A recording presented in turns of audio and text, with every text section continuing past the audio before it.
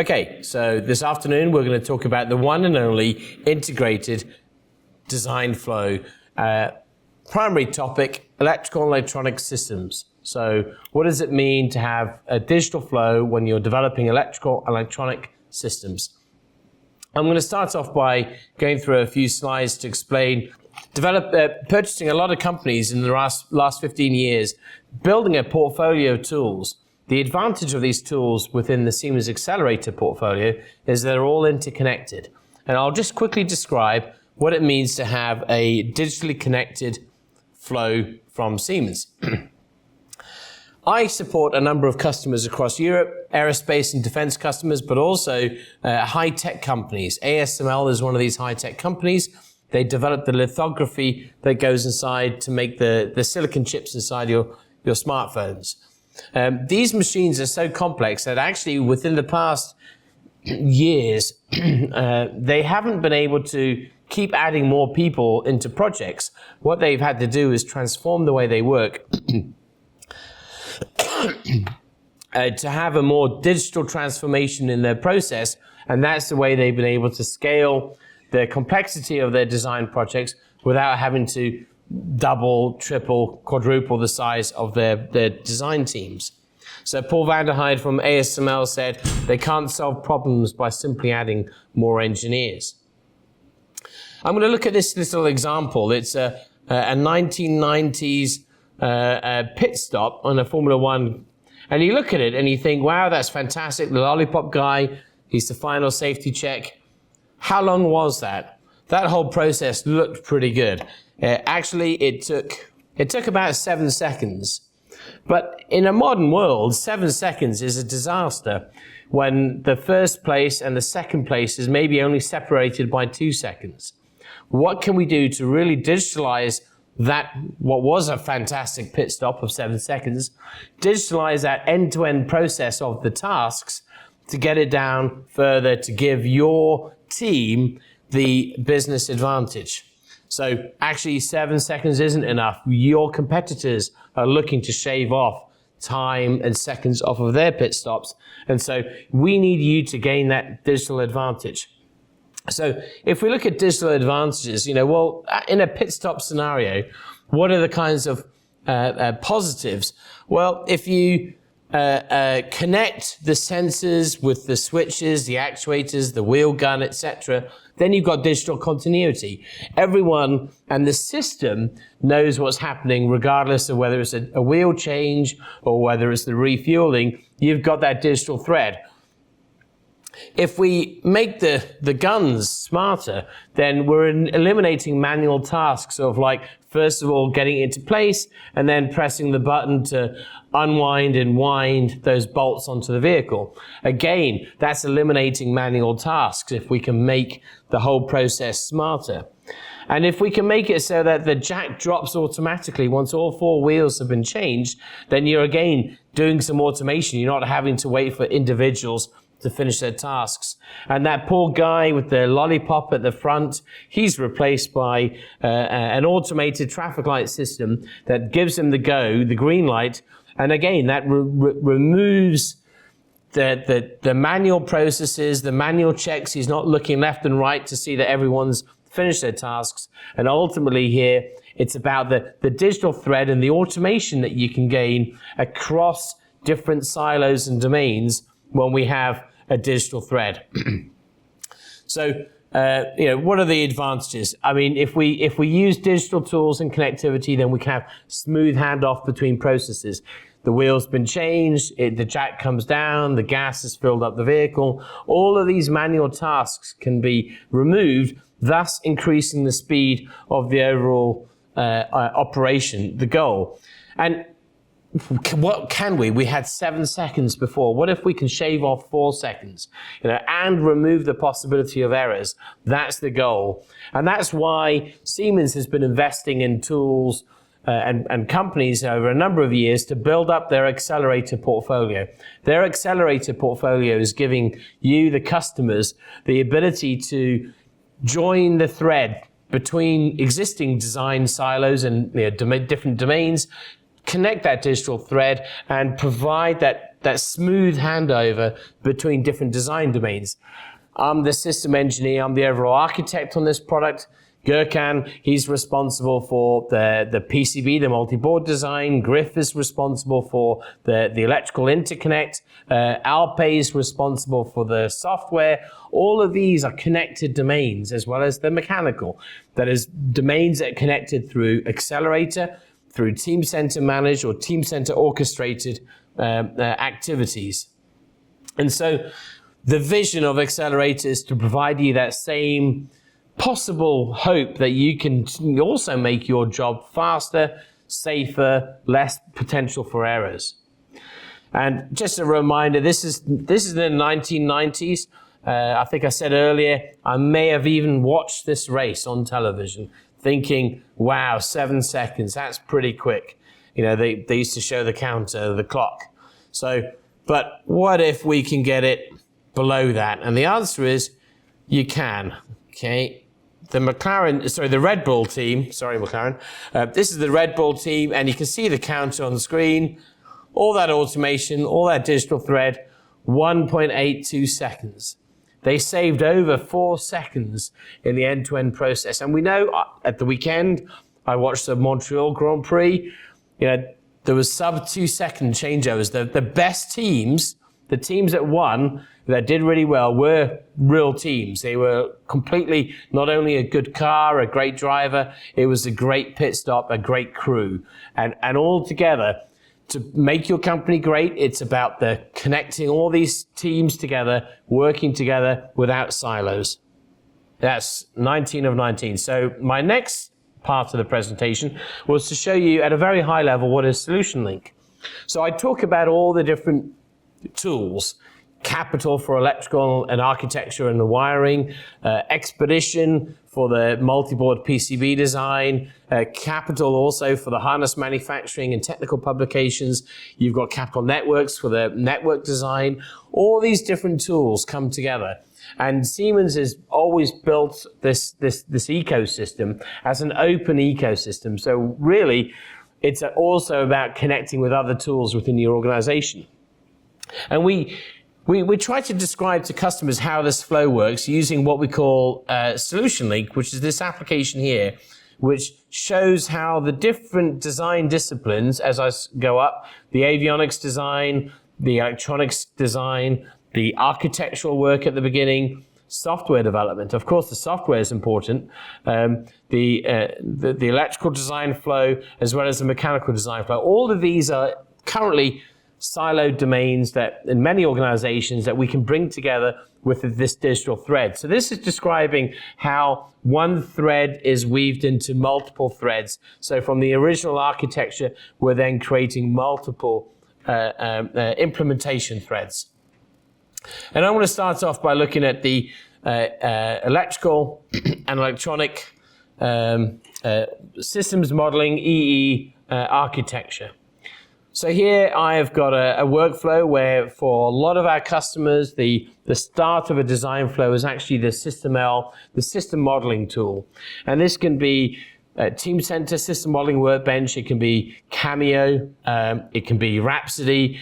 You know, we're agnostic in terms of what modeling tool you're using, but the goal here is to take that model that you've created, and in this case, I'll show you a video showing how that is coming from Rhapsody, how you take that model, manage the flow into Teamcenter, and then use that to develop the architecture of the electrical and electronic systems, and from that, the detailed design. So the first node here is our system model, our system modeling tool. This is also supported by Teamcenter for electrical verification. And if I just look at this particular node here, I've got a video that I can walk through. Sorry, the video is actually at the very first node. Where's the video? No. Videos.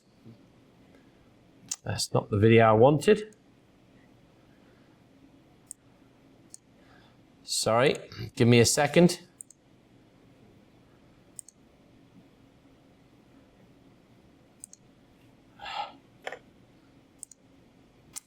That's the video I was looking for. So here we are in System Modeling Workbench, and I've created a requirement for the upgrade of a drone that's used to support firefighting activities, and we're upgrading the camera, and we've created a system model so that this camera can be included in the aircraft and detect the really hot spots within a forest fire, so that the localized team can put those fires out rather than just go and invest their time elsewhere. So I've got Rhapsody and I've got my Angel Owl product.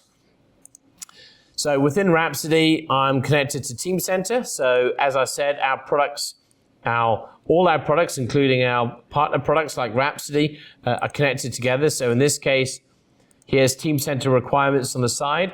My plan is to take this requirement for a new upgraded system sensor and include it into my aircraft. So I take my requirement, I update my functional design, and then once I'm happy with this functional design, that is, it's got all the additional requirements built into it with my new detection system, I can then publish this back into Teamcenter. So here I am inside Teamcenter. Come on.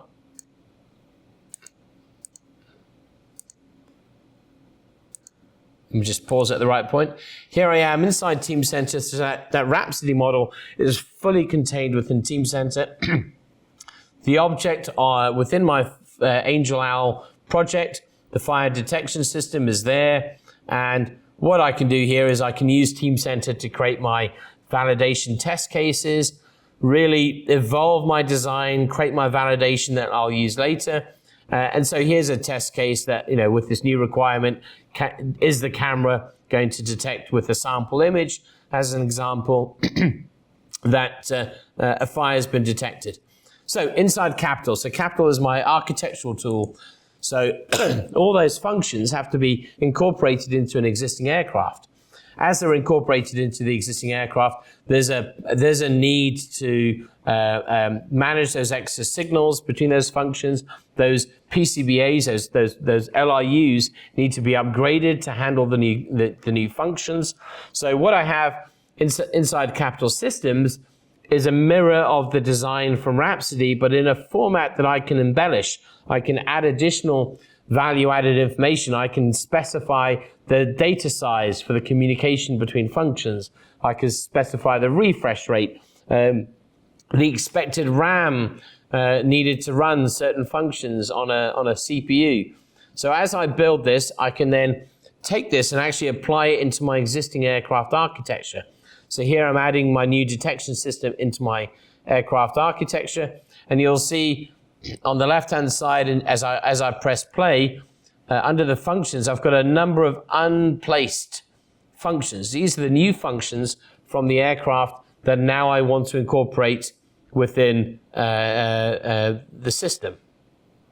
And the way to do that is to grab these functions from the left-hand side and place them on top of an LRU, and then we'll see dynamically the change and the impact on the CPU required for this, the CPU required for that, and all the different functions. They'll all dynamically adjust and allow us to make the right decision. So here I am. I'm going to grab a couple of those functions, drag them into my first LRU, and the remaining functions I'm going to drag and drop into the adjacent LRU.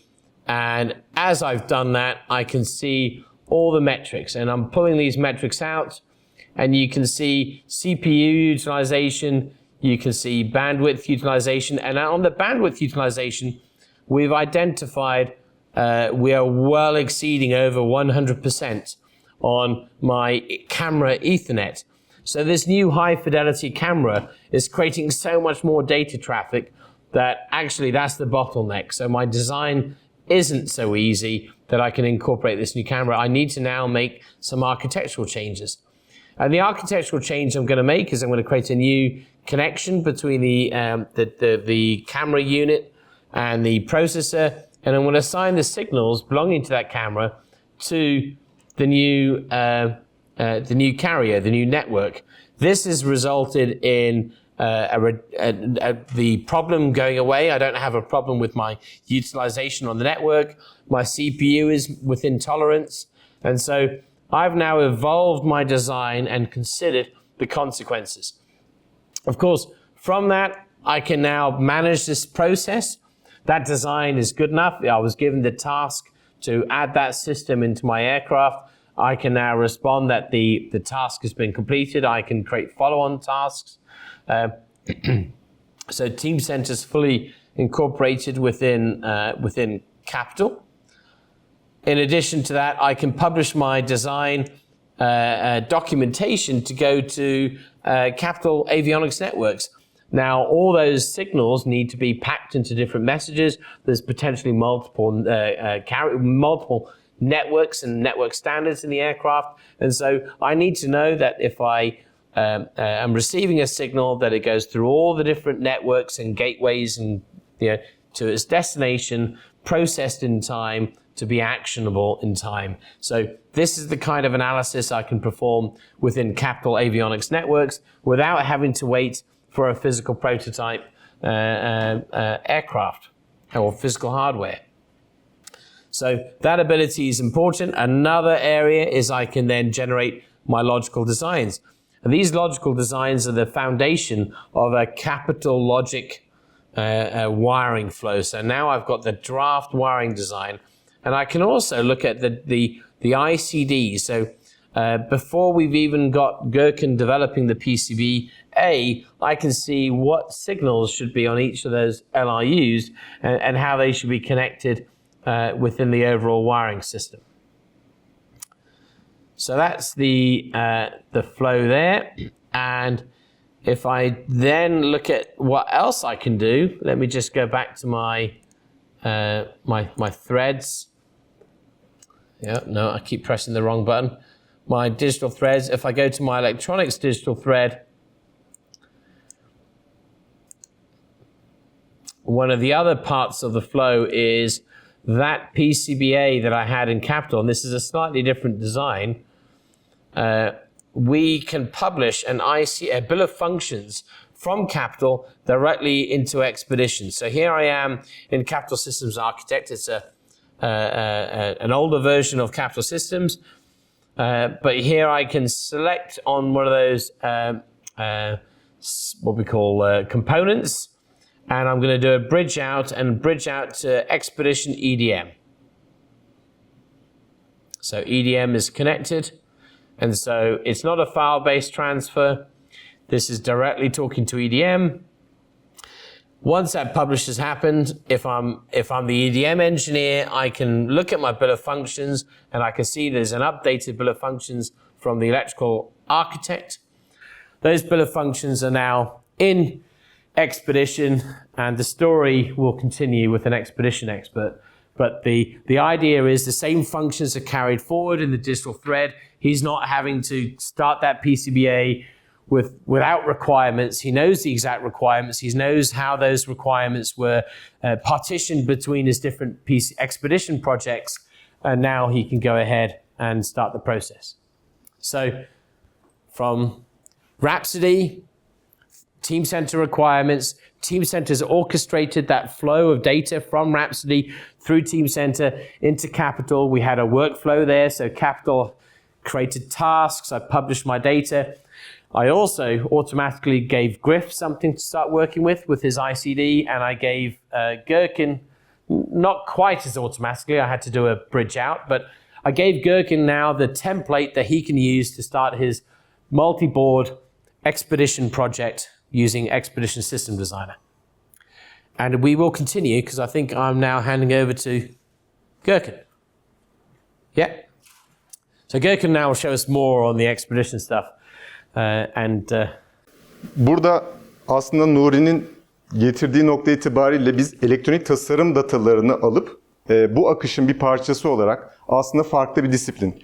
Yani Nuri'nin şimdiye kadar gösterdiği kısım iki farklı disiplini içeriyor. Sistem mühendisliği bölümünün aslında yaptığı en üst seviyede bizim sistem modellerini oluşturduğumuz, yani konsept aşamasından ekipmanlarımız ekipmanlarımız üzerindeki portlarımız, bunların birbirleriyle nasıl haberleşeceği, yani hangi protokollerle, işte bir Ethernet üzerinden mi, bir araç içi networking üzerinde işte AutoSAR, CAN bus, LIN gibi farklı bir protokol üzerinden mi haberleşeceği, bu mimari üzerinde bizim yapacağımız çalışma, oradaki ekipmanlar donanım olabilir, yazılım birimleri olabilir, mekanik birimler olabilir, kablaj tasarım birimleri olabilir.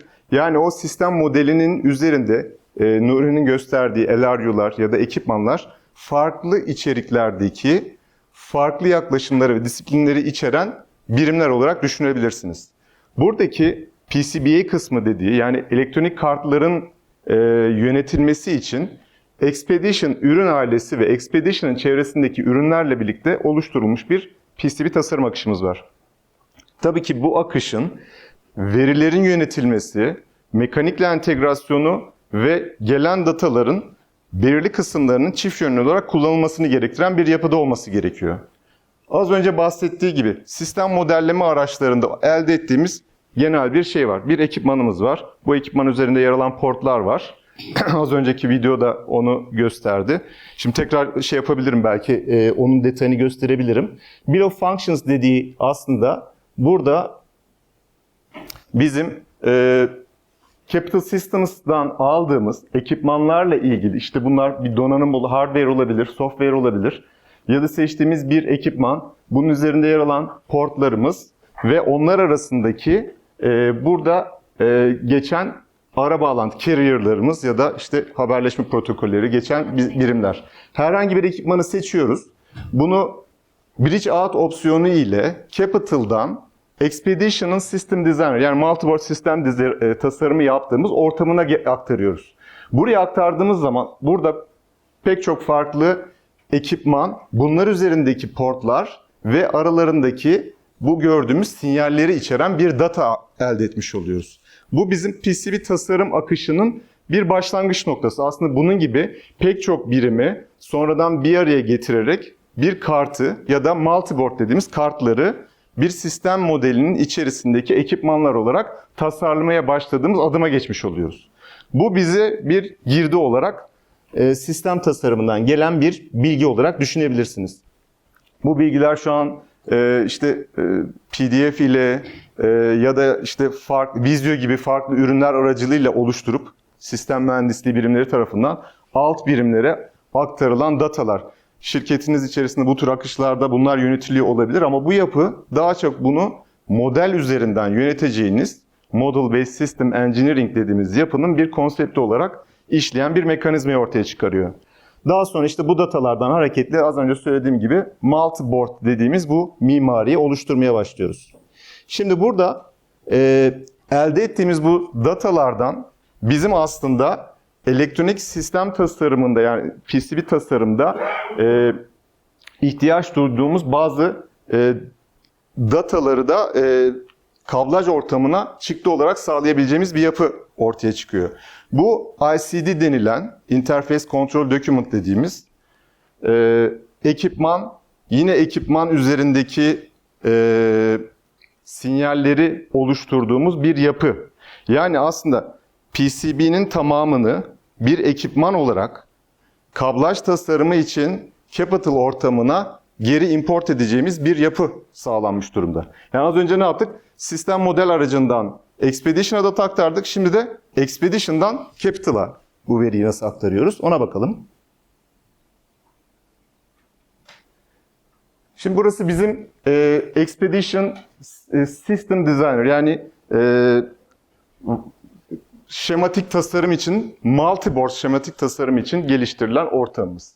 Bu ortam ve Capital'la entegrasyonu bizim birazdan detaylarını aktaracağım EDM dediğimiz yapı üzerinden işliyor. Yani bütün verilerimizin, kütüphanemizin, proje gereksinimlerimizi kontrol ettiğimiz mekanizma bu EDM yapısı üzerinde ilerliyor. EDM, Electronic Data Management olarak geçen bir yapı aslında. Kütüphane verilerimiz var, proje datalarımız var ve bu model ve bilgi aktarımını sağladığımız entegrasyon yapısı var. Buradaki ekipmanlarımız, konnektörlerimiz olabilir. Konnektörlerin üzerindeki bağlantılarla birlikte bu ekipmanlarımızı ICD device olarak, yani bir ekipman olarak Capital'ın library'sine nasıl atacağımızı göreceğiz. Bu aktarımı ve bilgiyi yönetirken bağlantılarıyla, yani sinyal bağlantılarıyla birlikte yaptığımız için birazdan örnek üzerinde de göreceğiz. Aktarım sonrası sinyal bilgileri otomatikman oluşturularak geliyor olacak. Bu ICD'mize bir isim verdik. Bunun üzerindeki farklı konnektörler, parça numaraları, sinyal isimleri, bütün dataları, bunu tabii aktif etmek için ICD database'ini oluştur diyoruz. Bu işlemi yaptıktan sonra buradan check-in yaptığımız zaman, EDM yapısına check-in yaptığımız zaman otomatikman ICD'ler de oluşmuş oluyor. Daha sonra bu ICD'leri alarak Capital içerisinde bunların nasıl kullanıldığını size göstereceğim. Burada gördüğünüz gibi XML uzantılı 2 tane dosya oluşturuyor. Bunlar bizim kablaj tasarım için kullandığımız yapı içerisinde, yani Capital'ın Device Modeler denilen yapısı üzerinde bir ekipman olarak saklanıyor. Değişiklikleri çift taraflı olarak senkronize edebiliyorsunuz. Bu oluşturduğumuz ICB database'inden hareketle şimdi buradaki paralelde de devam eden bir PCB tasarım akışımız var. Bu PCB tasarım akışı şema tasarımıyla başlayıp layout, simülasyon analiz, üretim çıktıları ve bu akışın tabii NX ve Teamcenter'la entegrasyonundan oluşan bir yapı ortaya çıkarıyor. Bu Solution Link üzerinde yaptığım kısmın sonrasında ikinci bir sunum üzerinde size bunu bir senaryo üzerinden göstermeye çalışacağım. Şimdi buradaki şematik akışında bunun da farklı birimleri var. Öncelikle bu yapı Siemens'in yaklaşık 2 sene önce satın almış olduğu Supply Frame denilen bir yapı üzerinden yönetilebiliyor. Yani bu komponent tedariği, komponent yönetimi, seçimi, üreticiden işte teklifler alınması, sipariş verilmesi gibi bütün bu mekanizmayı kontrol eden bir yapı. Orada bulduğunuz parçaları endüstri parça numarasıyla arattıktan sonra bizim bu kütüphane yönetim kokpitimiz dediğimiz EDM yapısı içerisine import edebiliyoruz. Şu an bunu yaptığımız zaman aynı parça Teamcenter üzerinde de yaratılıyor. Şu an bir kapasite 1 pikofaradlık kütüphanemden arattırıyorum. Bulduğu parçaları listeliyor bana. Sonra bunu Supply Frame yapısı üzerinde Kemet, üreticisi Kemet olan bütün parçaları listele dediğim zaman bana bunları listeliyor. Seçtiğim birkaç tanesi çok hızlı gitti. Seçtiğim birkaç tane opsiyon üzerinde, işte burada Kemet'in ürettiği bu parçalar, bunların detaylı karşılaştırma bilgilerini görebiliyorum.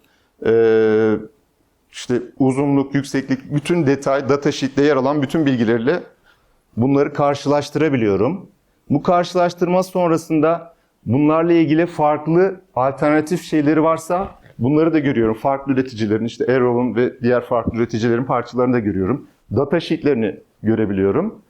Seçtiğim bir tanesini de kendi veri tabanıma, yani EDM yapımı üzerine oluşturuyorum. Create Component diyerek bunu oluşturuyorum.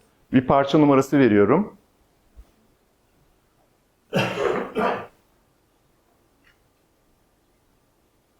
Bu oluşturduğum parça otomatik olarak Teamcenter yapısında da aynı parça numarası oluşturuluyor. Yani EDM, bu kokpit bize iki taraflı entegrasyonu sağlayan kütüphane yönetimi için bir yapı sunmuş oluyor. Şimdi burada Tabii bu şematik tasarım ortamımızda bizim eş zamanlı birden fazla kişinin birlikte çalışmasını sağlayan bir ortam sunuluyor. Aynı proje altında burada iki farklı sayfa üzerinde iki farklı kullanıcının birlikte çalıştığını görüyoruz. Bu kullanıcılar farklı birimler üzerinde değişiklikler yaparak kendi çalışmalarına devam ettiriyorlar. Concurrency diye geçiyor. Aynı zamanda burada bizim fiziksel layout aşaması ile ilgili bütün constraint'leri yönetebildiğimiz bir cockpit'imiz var. Bu da Constraint Manager diye geçiyor. Bu hem elektriksel constraint'lerimiz, işte uzunluk bilgileri, matching gibi farklı constraint'ler, kalınlık ki fiziksele yönelik işte hatların kalınlığı, aralarındaki mesafeler gibi hem fiziksel hem elektriksel constraint'lerimizi girdiğimiz ve yönettiğimiz bir araç. Aynı zamanda bizim stack-up yapımız dediğimiz PCB'mizin katmanları ile ilgili dataları da yönetip görebileceğimiz bir mekanizma sunuyor. Bu yapı üzerinde bir değişiklik yaptığımız zaman, birazdan bahsedeceğim, validate dediğimiz elektriksel constraint'leri kontrol ettiğimiz bir doğrulama aracı ile hataları belirleyeceğimiz bir yapıyı da bize sunuyor. Şimdi stack-up'ımızı görüyoruz. Buradaki dielectric layer'lardan birini siliyoruz. Bunu yaptığımız zaman bu validate doğrulama aracıyla run schematic integrity analiz dediğimiz zaman buradaki PowerNet ile ilgili bulduğu hatayı bize gösterecek. İşte maksimum gerilimden fazla bir akım gerilim oluşmasına sebep olan ve bu hatanın nerede olduğunu bize gösteren bir yapı. Yani aslında şema aşamasında bu doğrulama aracıyla yaptığımız fiziksel değişikliğin etkilerini gözlemleme imkanını bize sunuyor. Akışta devam ediyoruz. Şematik tasarımımızı tamamladık. Paralelinde ya da bizle beraber devam eden bir layout aşaması da var. Tabii bu layout aşamasına geçiş, bu verilerin aktarımı, bütün bu senkronizasyonun mekanik tasarımla birlikte devam ediyor olması lazım. Yani biz konsept olarak şematik tasarımımızı tamamladık. Layout aşamasına geçmemiz gerekiyor. Kullanacağımız layout'un şeklinin genelde işte mekanik ortamdan bize aktarılıyor olması gerekiyor ya da bu iki bilginin iki taraf arasında senkron bir şekilde gitmesi gerekiyor. Burada yapılan Xpedition'ın şematik modülünden bütün datamızı Teamcenter'a göndermek ki bunun üzerinde bizim varyantlarımız, yani şematik tasarımla ilgili oluşturduğunuz varyasyonlarınız varsa varyant bilgileriyle birlikte Teamcenter'a aktarılıyor. Bu datanın içerisinde aynı zamanda NX'in kullanacağı bizim co-design dediğimiz model yapısı da yer alıyor. Şimdi burada yaptığımız bu NX ortamı, mekanik tasarım çizdiğimiz ortam. Burada bir baseline oluşturuyoruz. Yani PCB tasarımcının çalışabileceği kart şeklimiz, belirli konnektörlerin nereye yerleştirileceğini önceden belirlediğimiz bir şablonu oluşturuyoruz. Bu şablonu biz PCB ortamına, yani Xpedition layout ortamına göndereceğiz. Bütün bu datanın senkronizasyonu Teamcenter üzerinden gerçekleştiriliyor. Bu Xpedition layout ortamımız, mekanikten gelen datayı olduğu gibi buraya alıyoruz. Şimdi tabi bunun üzerine biz diğer komponentlerimizi yerleştiriyoruz. Bu halini verdikten sonra da bu MCAD Collaborator aracılığıyla datayı NX'e aktarıyoruz. Bütün değişiklikleri kabul ettikten sonra otomatikman bu datayı NX ortamına varyant bilgileriyle, bu varyantlar Teamcenter içerisinde fixed assembly'ler olarak farklı olarak saklanıyor. Burada gördüğünüz gibi high end, low end gibi şuradaki varyant değişikliklerini de gözlemleyebiliyoruz. Bu akışta tabii bu PCB akışı, PCB'lerimiz üzerinde yer alan bazı FPGA ekipmanlarımız da var. Bu FPGA ekipmanlarımızla ilgili ekipmanların optimizasyonunu sağlayan bağlantıların birbirleriyle daha işte burada gördüğümüz gibi bir mesh yapıda oluşturulmuş. Yani altta bir FPGA'miz var. Bu FPGA'nin bağlantıları var. Buradaki tabii bizim PET dosyası dediğimiz FPGA'den gelen constraint'lere bağlı olarak pin swapping işlemiyle otomatikman bağlantı optimizasyonunu gerçekleştiren bir modülü var Xpedition içerisinde. Bunu göreceğiz şimdi. Burada gördüğümüz gibi 4 farklı FPGA'miz var aslında. Şemadan bu I/O Optimizer modülüyle karmaşık yapıyı, bu bağlantıları seçecek şimdi. Unravel denilen bir opsiyon ile hem bağlantıları daha kısa hem de daha kolay yapılabilecek bir yapıya dönüştürmüş oluyor. Aynı zamanda iki farklı PCB tasarımcısı aynı anda aynı proje üzerinde, aynı layout üzerinde birlikte çalışabiliyorlar. Ve bu işlemi sizin belirlediğiniz çeşitli constraint'lere, yani high speed constraint'ler, burada işte minimum maksimum uzunluk bilgileri, uzunluğu match etmek için trombon gibi farklı şeyler var. Burada göreceğiz birazdan. Evet, buradaki uzunluğu istenilen kriterlere getirebilmek için kullanacağı farklı yollandırma yöntemlerini gösteriyor.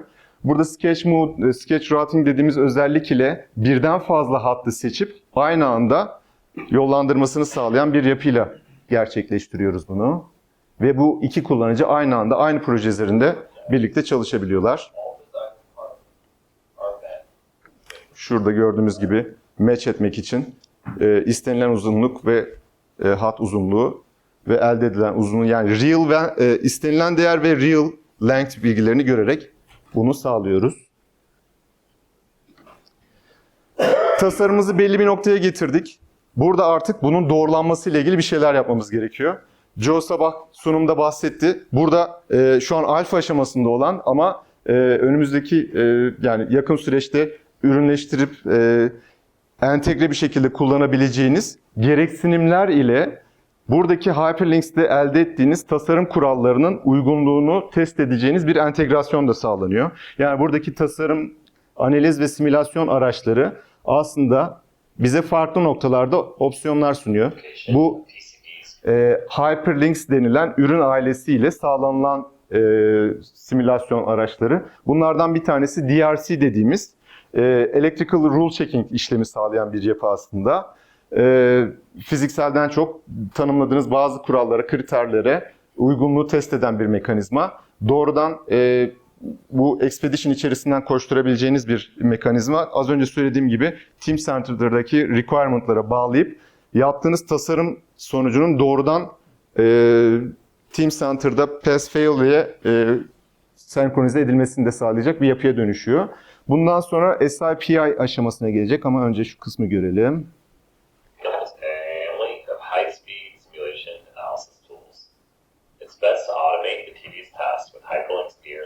Which contains electrical rule data checks that normally an engineer would have to inspect for with manual visual inspection of their boards.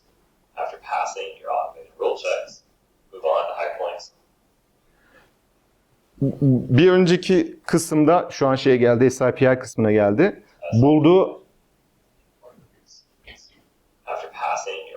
Bulduğu hataları olduğu gibi Xpedition layout ortamına aktarabiliyor ve bu düzeltmeleri o ortamda gerçekleştirebilmeniz için olması gereken şeyleri, değerleri de senkron bir şekilde o tarafa aktarıyor. Şimdi SIPI doğrulama.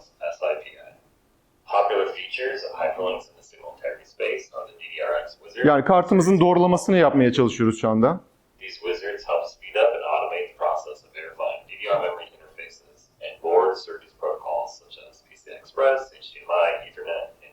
Which are commonly found on most PCBs. DC drop analysis is one. Standart olarak burada endüstride kullanılan doğrulama yöntemleri araçlarının birçoğunu içerisinde barındıran bir aile. Detaylarına girmeden aktaracağım. Yani bunlar aslında PCB tasarım akışının parçaları ama bunların tabii ulaşmak istediğimiz, göstermek istediğimiz birbirlerine nasıl senkron bir şekilde çalıştığı.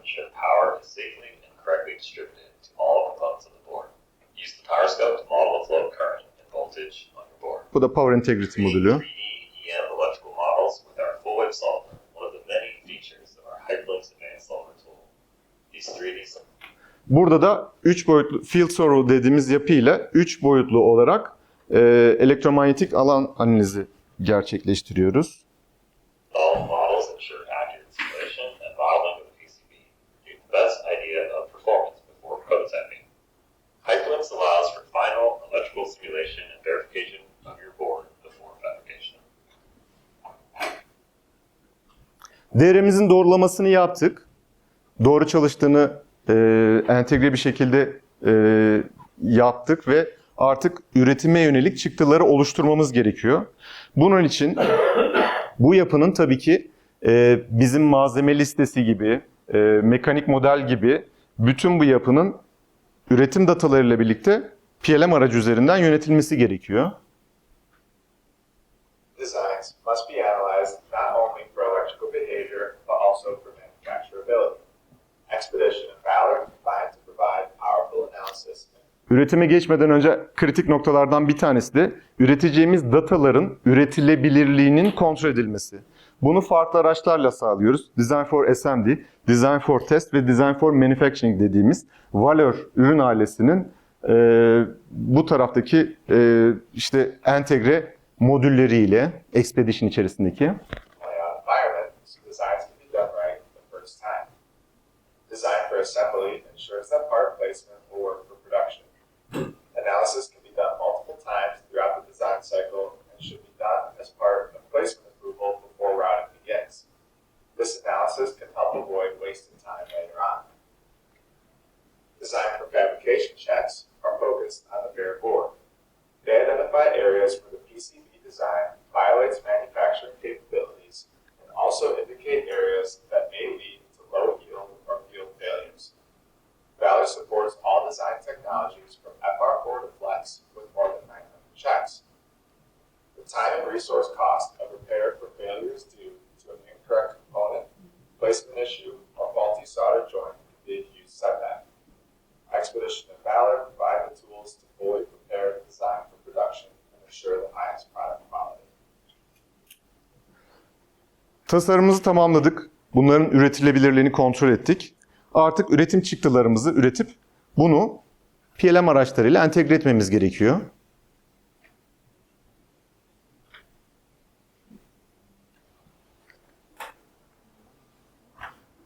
Bu yapıda biz işte ODB, Gerber, NC Drill, Assembly, Bill of Material gibi bütün dataları kontrol edip üretebildiğimiz bir yapı burası. İlgili çıktıları oluşturduğumuz zaman bunlar EDM yapısı üzerinden, bu EDM yapısı aynı zamanda bize bir Project Cockpit gibi kontrol imkanı da sağlıyor. Yani gelen datayı, biraz geri sarıyorum, bir onay sürecinden geçiriyor. Yani proje akışı içerisinde check-in edebilmesi için burada birisinin onayını alması gerekiyor. Bu onayı aldıktan sonra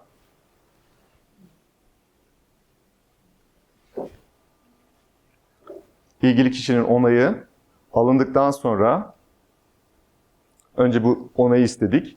EDM portal üzerinden tasarım datasını veya şeyini açmadan buradaki görseller ve raporları görerek tamamıyla Viewer modeli üzerinden onayımızı aldığımız anda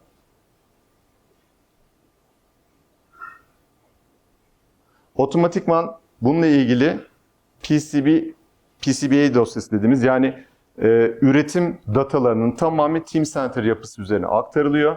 Ki burada content yapısına girip attachment'lar üzerine baktığımız zaman da bütün işte mekanik daha doğrusu elektronik üretimle ilgili bütün çıktıların Teamcenter yapısında otomatikman oluşturulduğunu görüyoruz. Yani bir onay süreci ve onay mekanizmasıyla bunu yönetebileceğiniz bir proje yönetim kokpiti görevini de görüyor aynı zamanda EDM yapısı. Şimdi burada basit bir elektronik tasarım akışını gördük. Bu akışın NX Teamcenter'la bir senaryo eşliğinde yönetilebilmesi için size bir örnek göstermeye çalışacağım. Bu hem veri hem de kütüphane değişimini EDM yani Xpedition ya da PCB tasarım ortamımız Teamcenter ve NX birlikte nasıl gerçekleştiriyor bunu gösterecek. Burada elektronik parçaların çift taraflı yani EDM ile Teamcenter'ın çift taraflı nasıl senkronize olduğunu göreceğiz. Bir parça değişikliğinin EDA tarafında yapılan bir parça değişikliğinin Teamcenter'a otomatik nasıl güncellendiğini inceleyeceğiz.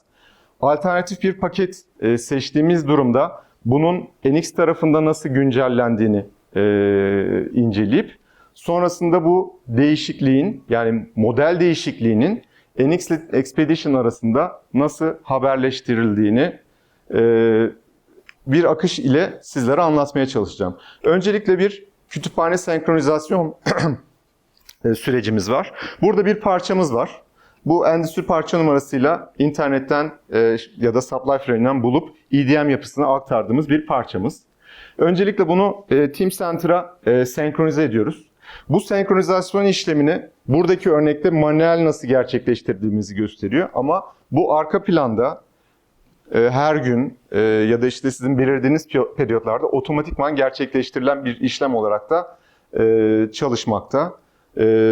Bu yapı bunu entegrasyonu yaptıktan sonra Xpedition içerisinde şeylerimizi bu iki tane paketimizi yerleştiriyoruz. Bu yerleştirdiğimiz datayı daha sonra NX Assembly üzerinde güncelliyoruz. Yani mekanik ortamına, mekanik tasarımcıya bu bilgiyi gönderiyoruz. Sonrasında yer kısıtı nedeniyle bir tane paket kılıfında değişikliğe gitmemiz gerekiyor. Yataydan dikeye geçmemiz gerekiyor. Bu değişikliği parçayı yani EDM yapısı üzerinde, kütüphane yapısı üzerinde bu değişikliği yapıyoruz. Bu model üzerinde 3 boyutlu yani NX'in kullanacağı mekanik model bilgisi de yer alıyor. Bu değişikliği alternatif bir paket olarak Teamcenter'a senkronize ediyoruz. Sonrasında bu paketi değiştiriyoruz. Yani 2 tane yerleştirmiştik. Bunlardan bir tanesinin kılıfını dik olarak değiştiriyoruz. Bu değişikliği NX'e güncelliyoruz. Ve buradan elde ettiğimiz datayı Bill of Material'ımızı Teamcenter'a aktarıyoruz. Burada tabii bu akış, entegrasyon, bu modüllerin birbirleriyle iletişimi, etkileşimi ECAD-MCAD Collaboration dediğimiz yapının sağladığı bir mekanizma aslında. Ve yapılan değişiklikle ilgili az önce söylediğim şeyleri burada işte tasarımcı öncelikle bir yerleşim problemi nedeniyle yataydan dikeye geçmesi gerekiyor. Bu değişikliği library üzerinde gerçekleştiriyor. Bunun üzerinde 3 boyutlu model bilgisi var. Elektronik kart tasarımcısına bu değişikliği aktarıyor. Teamcenter üzerinden ilgili üretim çıktıları da senkronize edilerek bu değişiklik sağlanıyor. Bu yapı az önce bahsettiğim gibi otomatik çalışabildiği gibi buradaki manuel yapıda da bu TC EDA Gateway üzerinden çalışan bir mekanizma entegrasyon yani EDM ile Teamcenter'ın bu TC EDA Gateway üzerinden çalışan bir senkronizasyonu.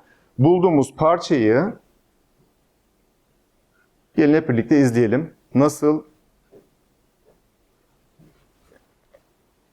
EDM yapısından yani PCB ortamımızdan Xpedition'dan şeyi aktarıyoruz. Bu bulduğumuz, indirdiğimiz parçanın layout ortamındaki kılıfı ve şematik sembolü. Aynı zamanda bunun 3 boyutlu model yani NX'te kullanacağımız model bilgisi de var. Buradaki modeli seçtiğimiz zaman mekanik model bilgisini de assignment'ını da buradan görebiliyoruz.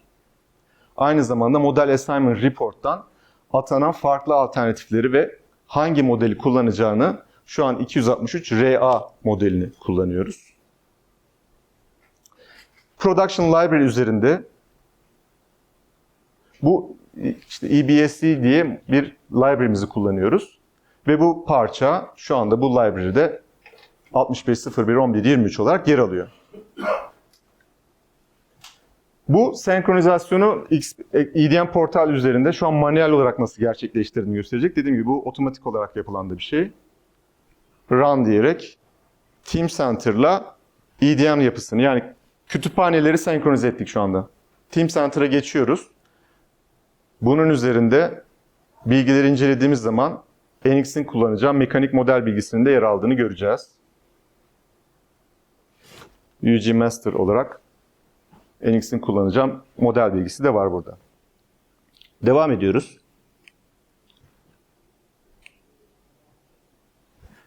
Şimdi burada bu parçayı kendi layout'um üzerinde yerleştireceğim. Öncelikle bu haliyle bir baseline'ımı varyant bilgileriyle birlikte Teamcenter'a gönderiyorum.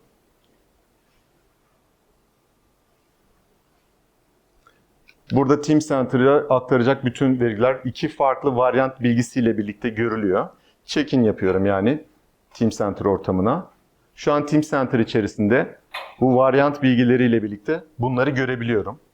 Varyant A ve varyant 1 ve varyant 2 olarak bunları görüyorum. Bunlardan bir tanesine ait bu şematik datalarından oluşturdum. Şu anda yaptığım şey tamamıyla bu. Burada bir co-design modeli oluşturacağım. Co-design model dediğimiz elektronikle mekaniğin haberleşmesini sağlayan bir ara model aslında Teamcenter yapısı üzerinde. Şu anda onu oluşturuyor. Co-design model deyip o varyantlardan bir tanesini şurada ana board'um var. Diğer full varyantımı da co-design model olarak atayacağım şimdi.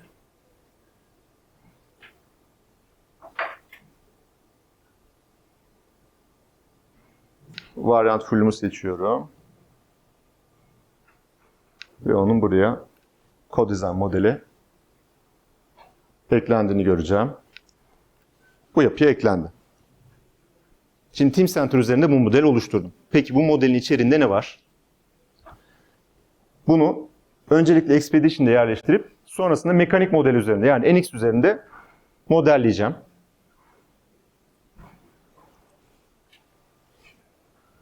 Layout'umu açıyorum. Bu iki yerleştirilmemiş olan parçamı alıp Xpedition Layout'ta yerleşimini sağlıyorum. 3 boyutlu model üzerinde bunların görüntülerini istersem 3D View olarak görebiliyorum. Daha sonra mekaniğin bu datayı alabilmesi için ilgili IDX dosyasını buradan otomatikman oluşturuyorum. Sadece bu iki yani eklenen iki parçayı gönderiyorum. Bütün datayı olduğu gibi iletmiyorum. Şimdi mekanik tasarımcı elektronikten gelen bu datayı aldı. Şu kısma dikkat edelim. Bu gelen iki değişikliği kabul ederse accept all diyerek bunları kendi NX ortamına aktarmış oldu. Çünkü Teamcenter üzerinde 3 boyutlu mekanik model bilgisi de yer alıyordu. Şimdi bu aşamaya kadar sorun yok. Yapmak istediğimiz burada bir kılıf değişikliğine gitmek. Yani alternatif bir hücre yaratıp bunu aktarmaya çalışacağız. Öncelikle gidiyorum. Bu parça üzerine internetten bulduğum ya da işte supply frame yapısı üzerinde bulduğum alternatif paket şeklinde dik olanı burada manuel olarak bir dosya ekliyor. Burada alternatif olarak bulduğu şeyi import diyor.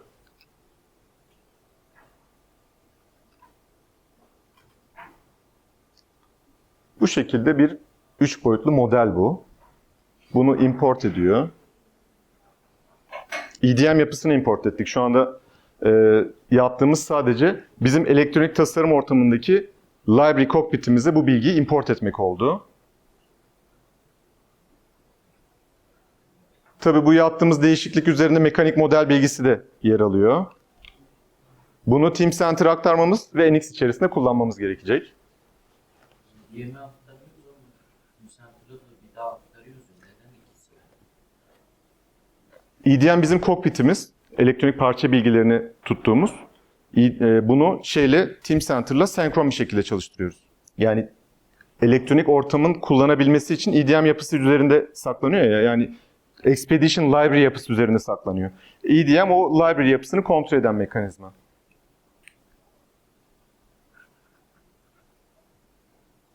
Layout'uma gidiyorum. Bu alternatif paket üzerinden ilgili kılıf değişikliğini yapıyorum. Öncelikle kütüphanemi tabii senkronize ediyorum.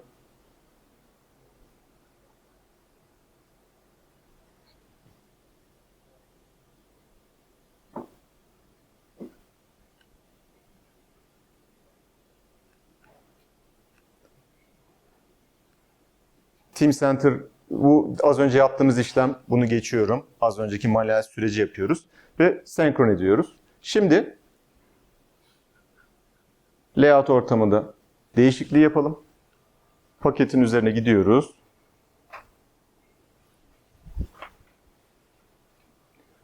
Buradaki alternatif paketi seçti. Dik hale dönüştürdü onu. Pardon. Paketi seçecek.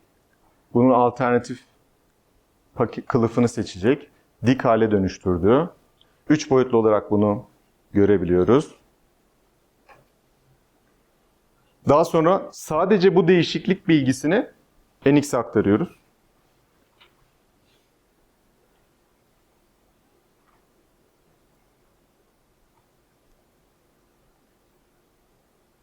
Burada değişen paket kılıf bilgisini veriyor bize.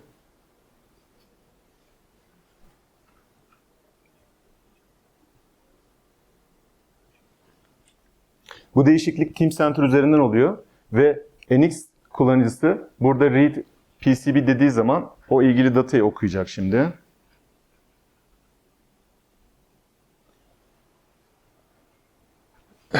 Şuradaki pakete dikkat edecek olursak.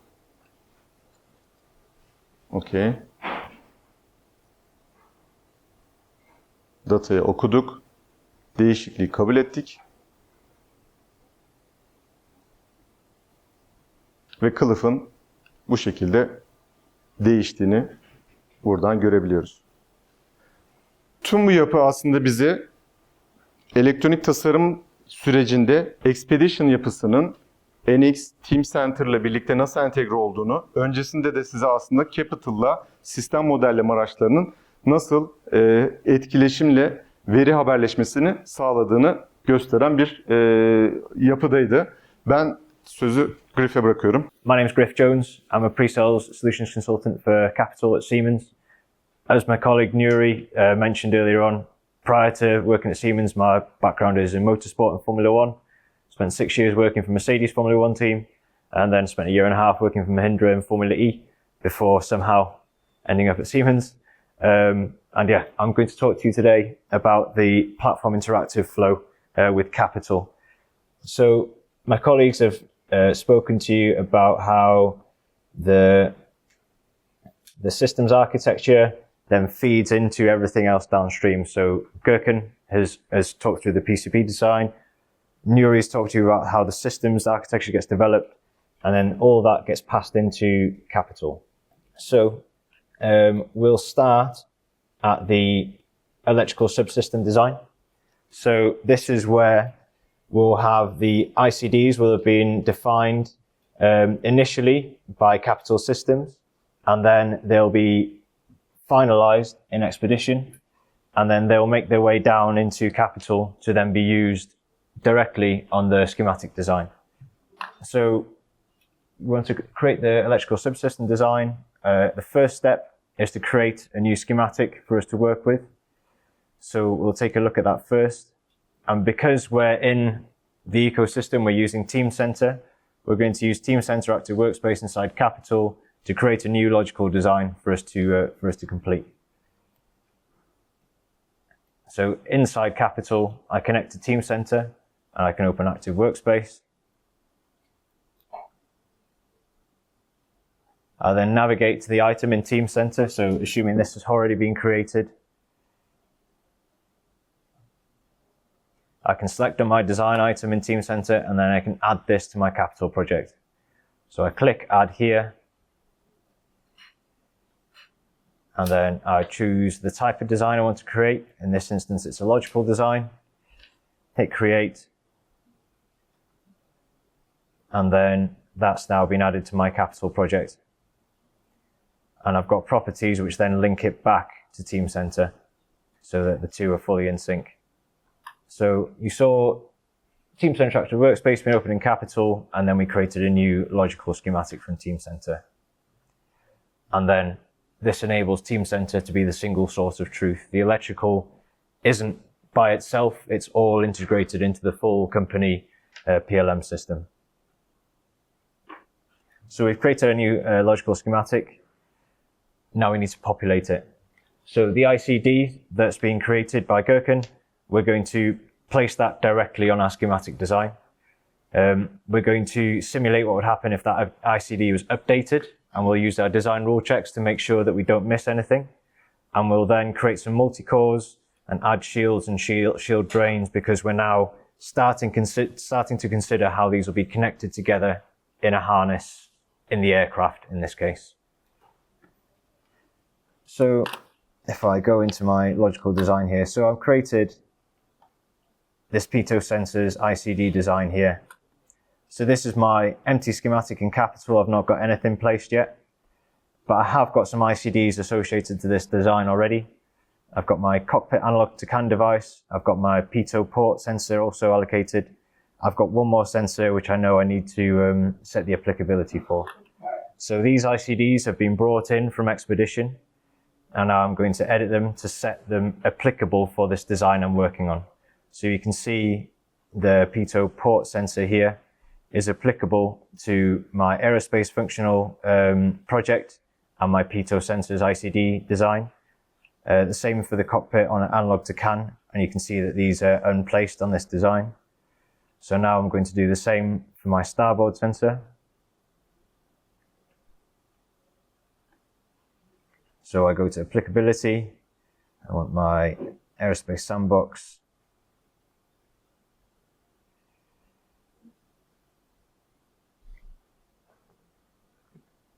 And then my pitot sensors ICD, and I'll save this. And then when I go back into Capital and refresh my ICDs, that sensor has now appeared because it's now applicable to this design. So now I can place these on my design. I double click and I'll grab the pins that I want to place. I choose the footprint for my device on my design, and then I place the pins. 12 volt ground, CAN high, CAN low. I'm now going to place my sensors. So I'll choose the pins that I want to place for those. Place my sensor on my diagram. And now Capital is helping me out here. It knows that these two pins are connected. So then, okay, I'll put my supply here. It needs to take ground from this device as well. And then CAN high and CAN low are connected here. And then everything's already connected together for me. Do the same thing with my starboard sensor. So I'll place the rest of the pins for this one as well. So you can see automatically connected together. So, but what happens now if this gets updated? So let's simulate a change here then. So say for example, my device engineers decided I don't want 12 volt and ground 2. I want to connect to the same, I want them to share the same power and ground. And this is done at the device level here. So I go ground, 12 volt sense 1, 12 volt 1, and then I save this. But what happens if my device engineer did this? It was Friday afternoon, they're off on holiday, see you later, no one knows, right? This is where design rule checks come in. So I've come into my design, I think, right, okay, I'm nearly ready to release. I'll just run my design rule checks first. And then this is going to tell me that I've got an inconsistency in my ICDs. So then I can see, okay, so my pitot, starboard, okay, there's something not quite right here. So first thing I'm going to do, I'm going to right click, and then let's just see the current connectivity here. I'll right click, update from ICD, and that's automatically updated the connectivity for me. So that's the real power that you get by connecting the tools together. And now, because I'm a harness engineer, I'm going to go ahead and add a little bit more detail to this design. So I'm going to create a multi-core. So these CAN lines are a twisted pair. So then I'll go multi-core, add multi-core, create a new twisted pair. I'm adding these conductors to it. and I've now got these as a twisted pair as a multi-core here. These also need to be screened, so then I'll add this multi-core to a screen. So then I go, if it works, multi-core.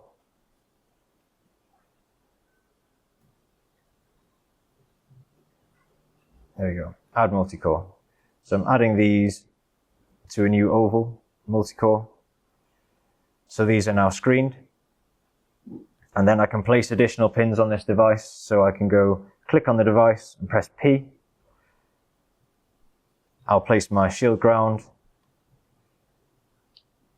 And then I'll press my S hotkey. And then I've connected the shield to ground.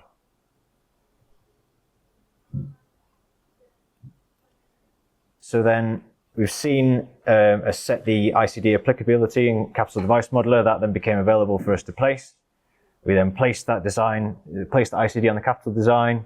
We then saw what happened when we update the ICD. We used design rule checks to capture those updates. We then created some multi-cores, and then we added some shields and shield drains. Okay, cool, right. So, well, as I said, I hope everyone's refreshed with a nice cup of chai or a cup of coffee. So just to recap where we got to before the break. So we'd created a new logical design. We'd set the applicability for the ICDs we brought in from Xpedition. We placed those on a design. We then simulated what would happen if those ICDs were updated. They were updated on the design automatically.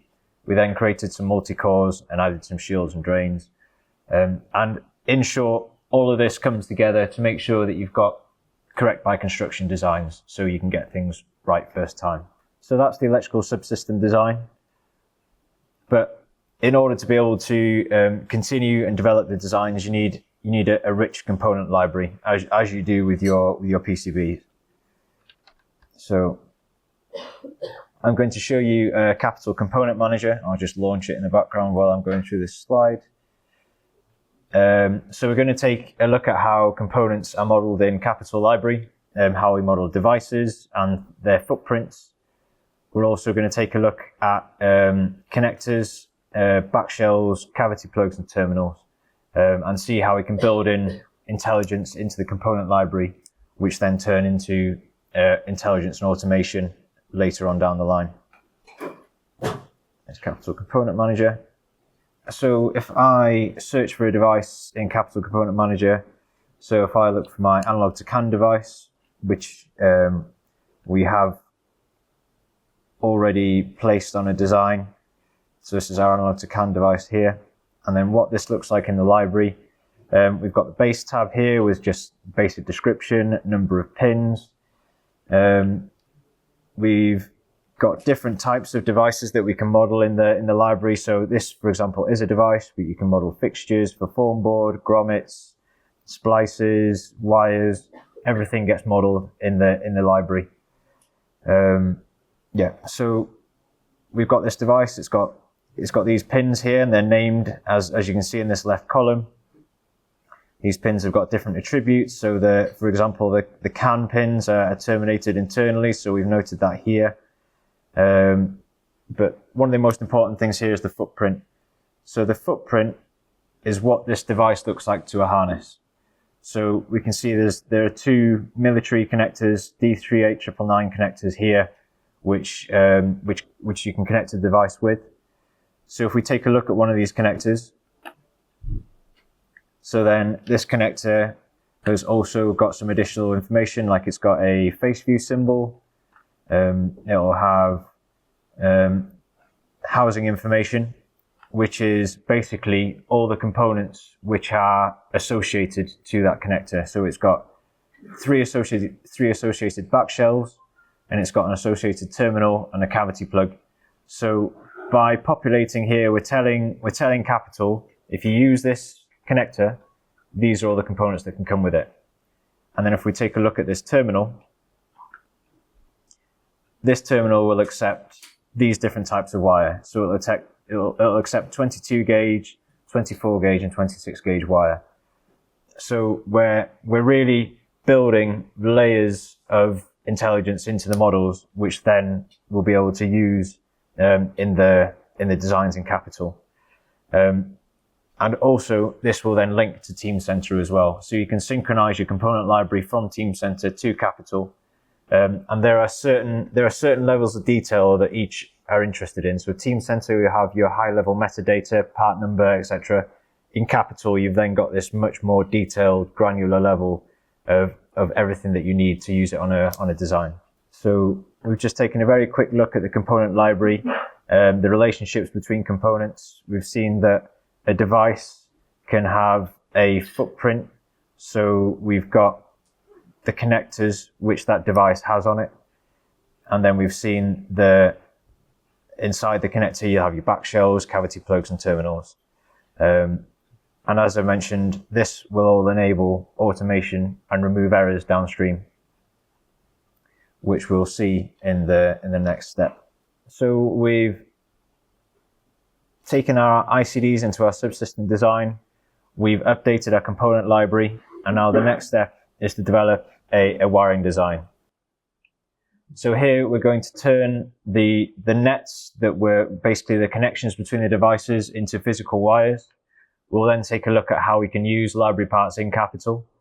We'll use the automations that we've enabled through populating the library to automatically generate harness connectors. We'll use some automatic filtering to select mating halves for connectors. And then we'll take another look at design rule checks as well. So at the minute, these are nets. So these are basically just logical connections between the devices. I can automatically convert those to wires using my nets to wires function. So this has now automatically converted those nets to wires. So these are physical wires where they can have a specification, a cross-sectional area, etc. And we've now had splices being placed as well. So this is now a physical wiring design. So we've just taken a look at the analog to CAN device in the library. And as I mentioned, we've got footprints defined for it. So these two connectors here. So we've got a 26FB 35SN, 26FA 35PE.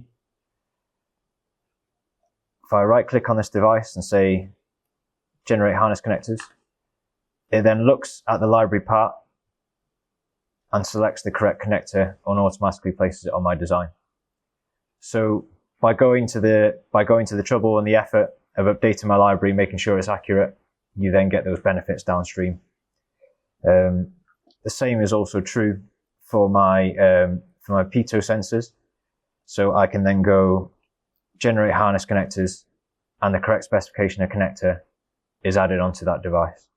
So I'll just do it just for that final one as well. Say now I want to add an inline connector between these devices.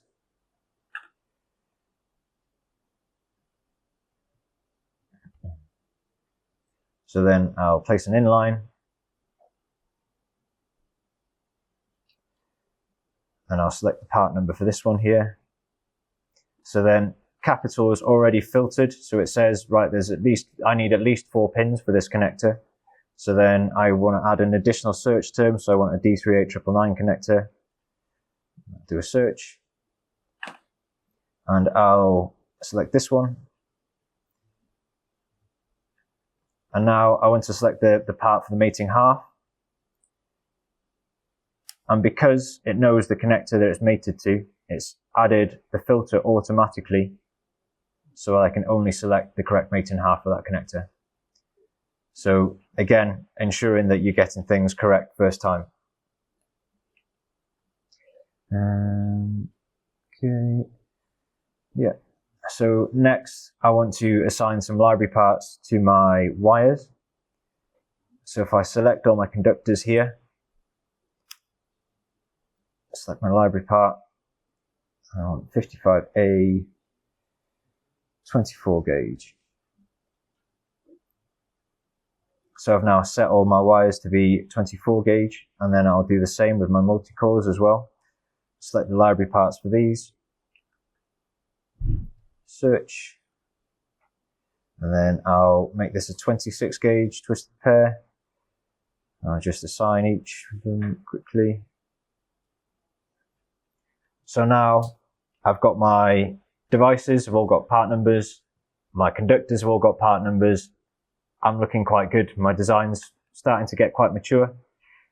So I'm going to run my design rule checks to make sure that everything's looking good. I'll hit run. And now this has found a load of errors in my design. So it's saying, okay, so this wire here doesn't fit the cavity on this connector. So we can see what's happening here. So I've got a 24 gauge wire. Oh no, sorry, was that the right one? It was that wire.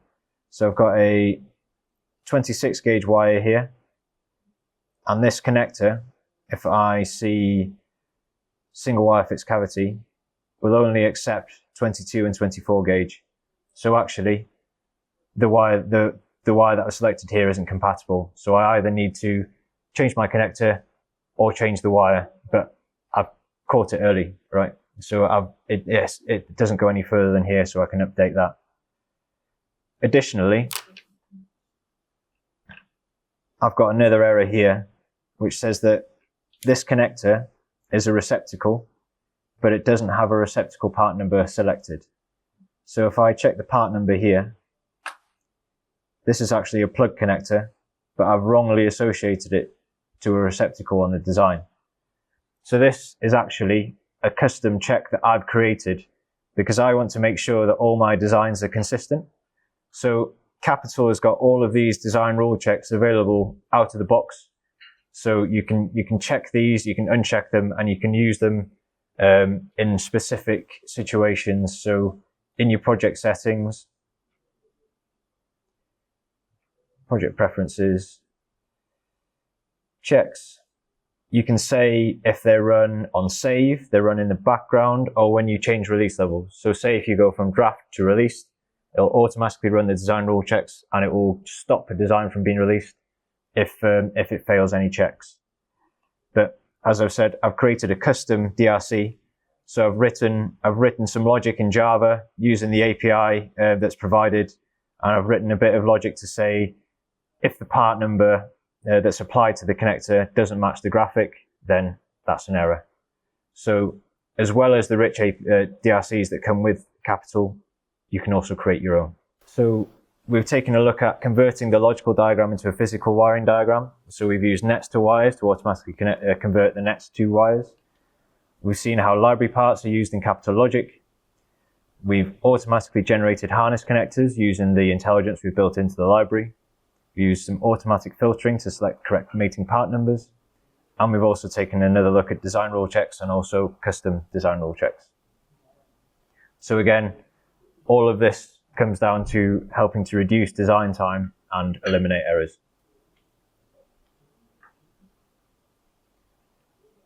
So if I zoom back out again on our journey, so we've created our wiring design, and the next step is to look at the wiring platform design.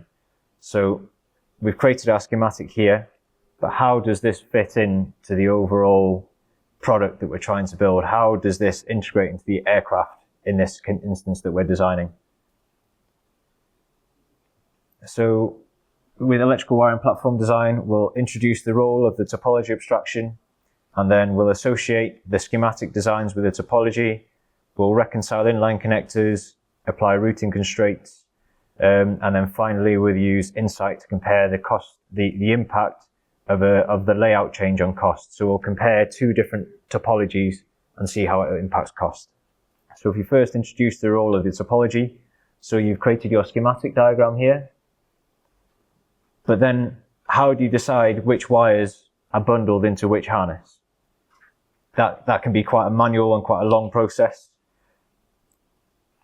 And also, how do you optimize the layout to minimize weight and the number of required split connectors and cost, etc. This is where the topology abstraction comes in. So you can distribute your components throughout the aircraft. You can route the wiring to and from these components through the harnesses, establish where the split connectors go, establish the size of the split connectors based on how many wires go through them. And you can also optimize the layout of the aircraft. So as a first step, we're going to associate wiring designs to a topology design. and we're going to trace between the abstractions. So I'm finished with this design here, and I'm just going to open up and just give you a quick tour of what we've got. So we've got our analog to CAN device again, we've got our pitot sensors again, but we've also got a flight controller connected and a gyro sensor as well. And all of this has been laid out on the skeleton of an aircraft we have here. Thinking about it. There we go. Okay, so we've got all of our components distributed throughout the aircraft.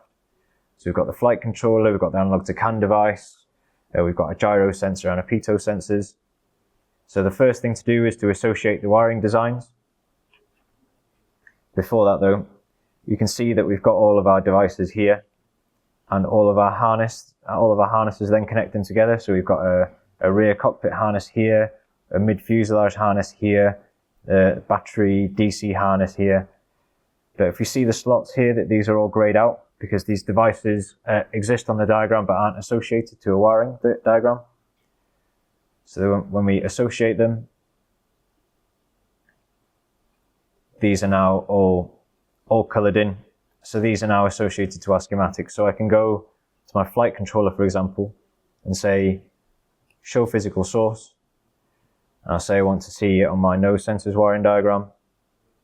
And then it will take me straight to that schematic. Then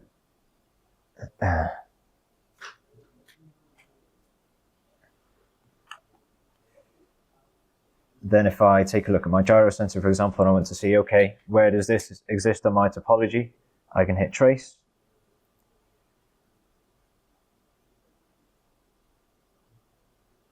And then I can go to my topology design.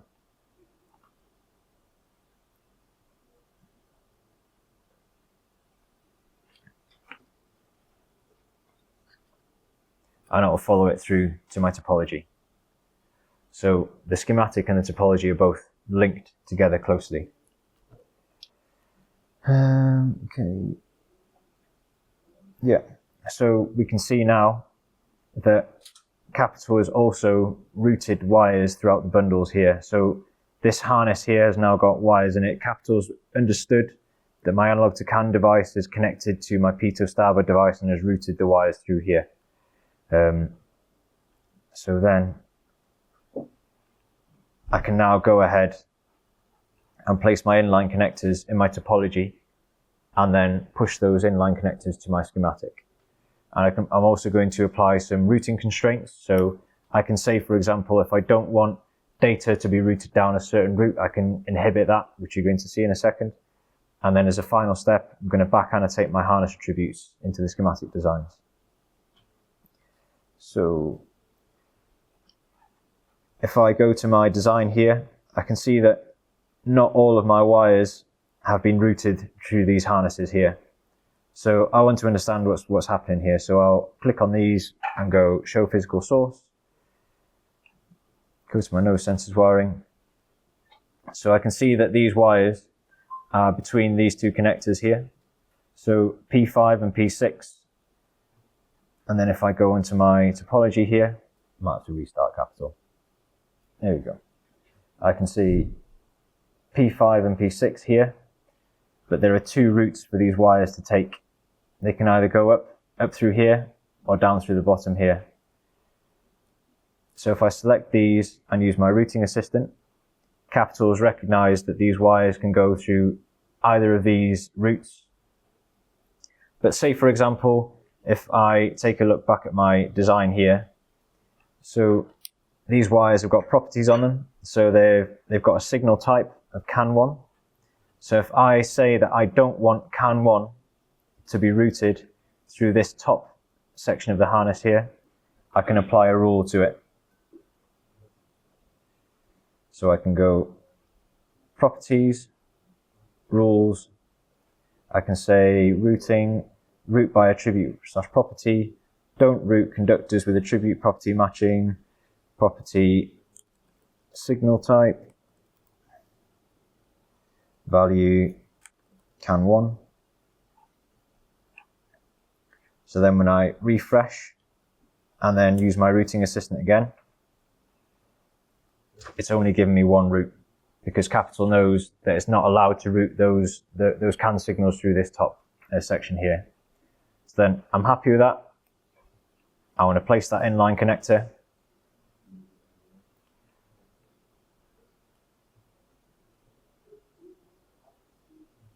And it's giving me a choice of which pin to use for those CAN signals to go through.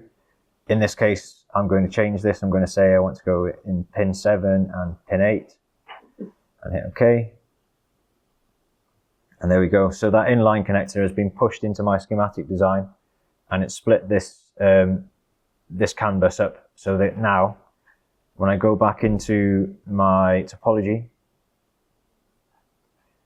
and I refresh,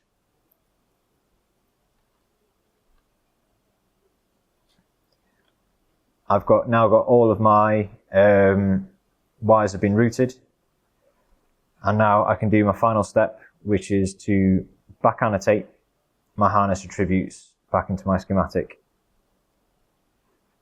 So what that step has done here is, if I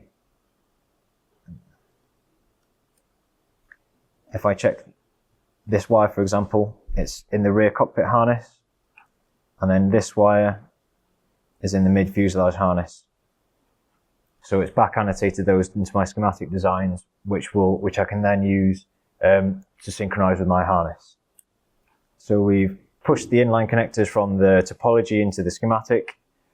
We've used constraints to constrain the routing, and we've also back annotated the harness attributes onto the schematic. And the final step, we're going to use Insight to compare the impact of a layout change on cost. So if I close this design here and save this. So I want to create a new study. So I'm going to use my Insight tab here. I'm going to create a new scenario.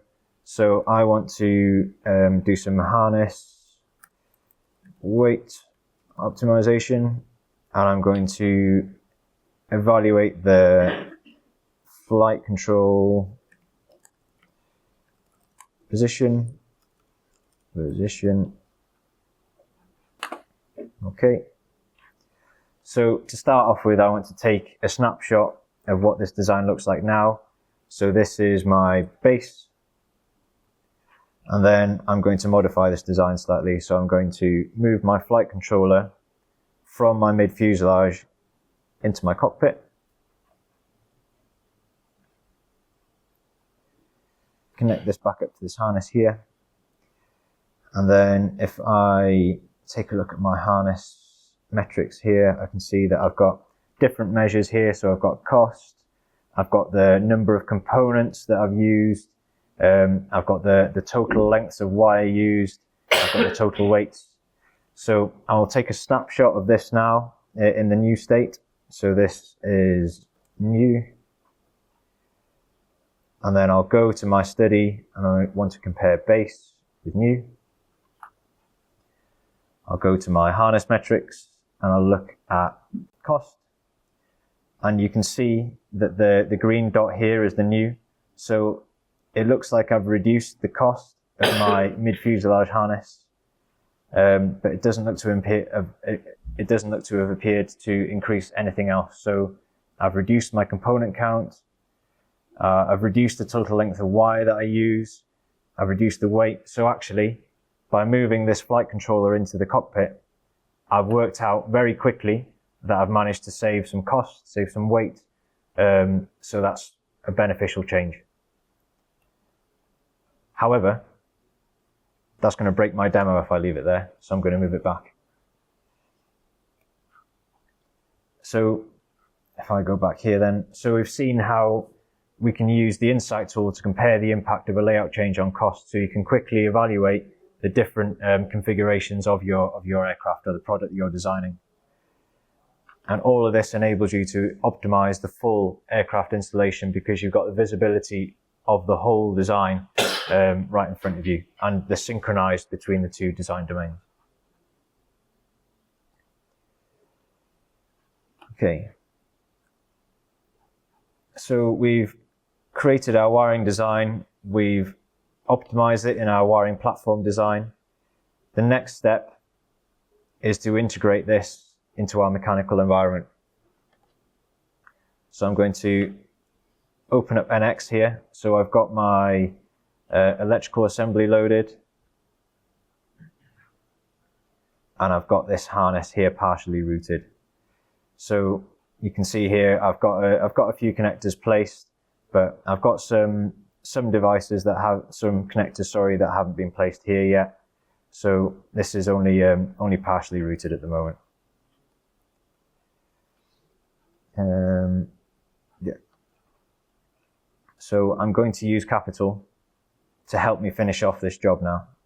So if I go, where's Capital? Here. So if I close this, open up my wiring design, I want to connect NX to Capital. Connect. And then I'm going to go workflow. Come on. Workflow. And NX connect. So I've now established a connected mode with NX. Now I want to filter. So I'm working on my rear cockpit harness here. So I'll filter by rear cockpit. And then if I look at my electrical connection and electrical component navigators in NX, these are currently empty. So NX currently has no knowledge of the electrical content in Capital. That's about to change. So if I bridge out my electrical content from Capital into NX,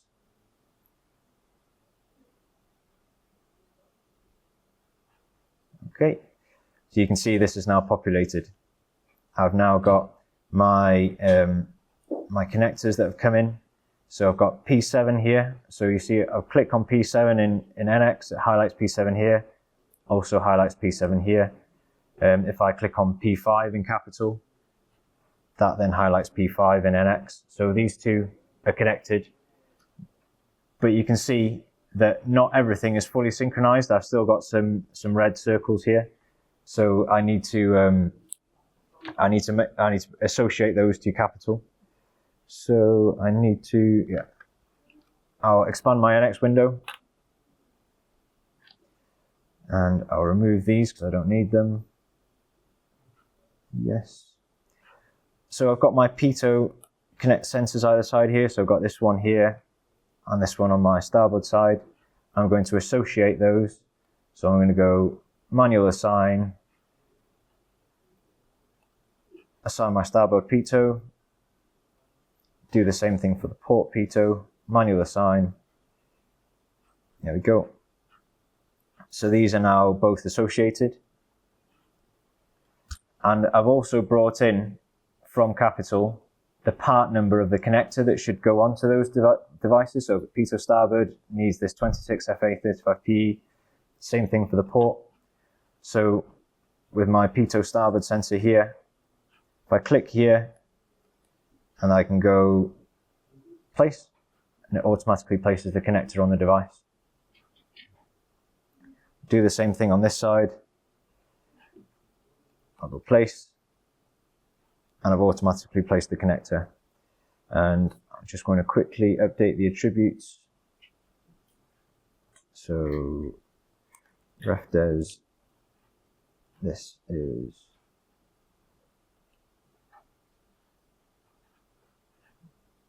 P3. Properties,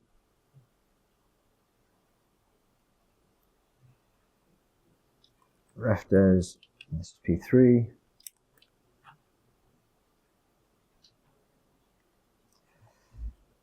And this is P2. P2. Okay. So now, if I look back at Capital, everything is fully synchronized.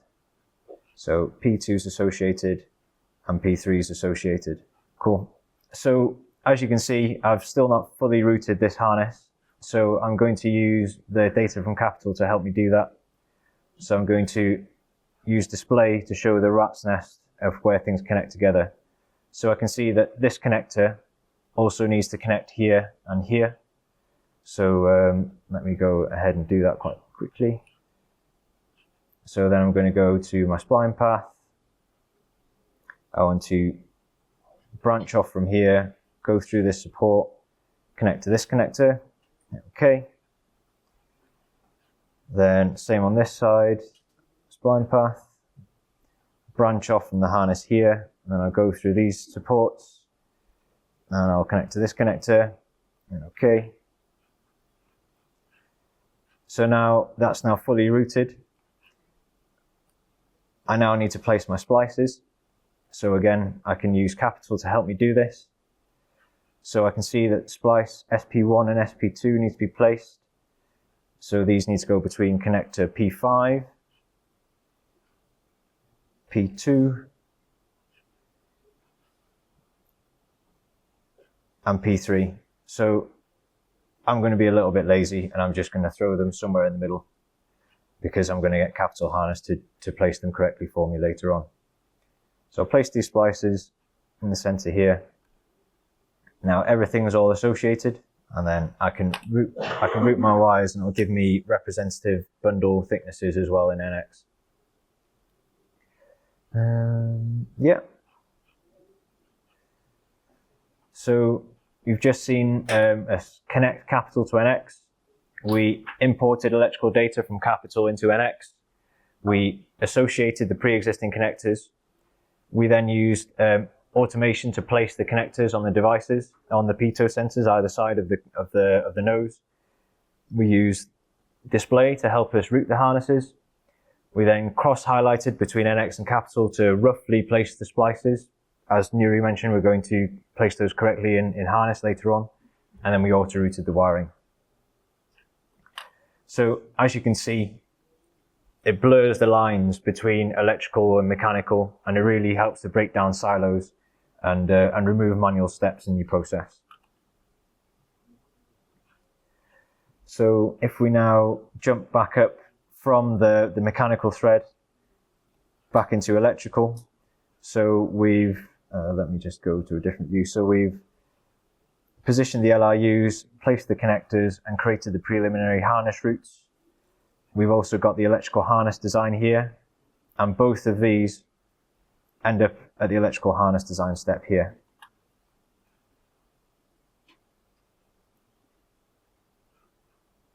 So I'm going to, in a second, I'm going to launch Capital Harness Designer. So we're finished with the schematic. I'm going to launch Capital Harness Designer, and we'll export this harness that we've just routed here into Capital Harness. We'll show that we can cross-highlight between Capital and NX again. We're then going to synchronize the wiring data. So if we look at the thread here, we've got the mechanical data, that's come from here. We're still getting the electrical data from Capital. So then we need to also synchronize the Capital. We'll then optimize the splice positions, and then we'll do some additional harness engineering, automatic part number selection, and so on. Okay, so I'm going to disconnect Capital Logic from NX, close Component Manager, and then I'm going to open Capital Harness. So if I open up my rear cockpit harness, I've just got an empty drawing at the moment, nothing populated. So then I'm going to connect Capital Harness to NX. No. Yeah. And then just to make things a little bit easier to see, I'm going to open my harness in a different window.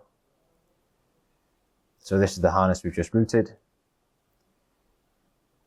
And then I'm going to bridge in. So yeah, bridge in. And if I just check my bridge options, so I've got a change policy here called MCAD bridge in. So I'm only taking the connectors, the back shells, the bundle lengths. I'm not importing wires from NX because I'm going to synchronize those to Capital. So, okay, I've got my change policy correct. I'm going to hit import.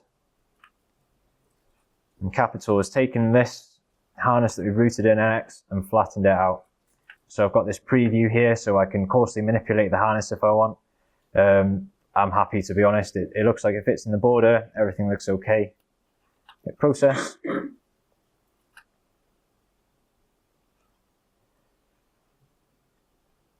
And then you can see that this has been placed onto my drawing border. And then if I can cross-highlight again between NX and Capital, just to show that they're both fully connected.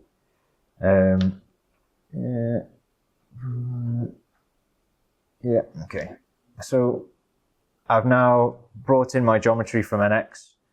The next step is to synchronize my wiring. So you can see that I've brought in my connectors, but I haven't got any wiring information here. All my wire tables are currently empty. So I'm going to save. And the next step is to synchronize. So my change policy now is Capital wiring data. So I'm taking all the wires from Capital into my harness design. So I want to use my rear cockpit harness. Okay.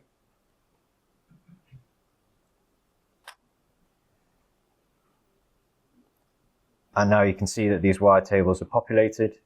And I've even got my face views with the colors of the wires in each cavity. So I've got white wires in cavities 1 and 2, and I've got blue in 3, red in 4, etc. So this has now got all the wiring data that it needs. So my first step is to optimize my splice positions. So before that, I need to tell Capital some rules about placing splices. So I want splices to be placed a minimum of 30 millimeters from junctions, and there needs to be a minimum of 15 millimeters between splices. So that's already set up. So I can go automate, optimize positions, and Capital has worked out that the best place for these splices is here. So then I can, to close the loop, I can then go and connect to NX again. NX connect.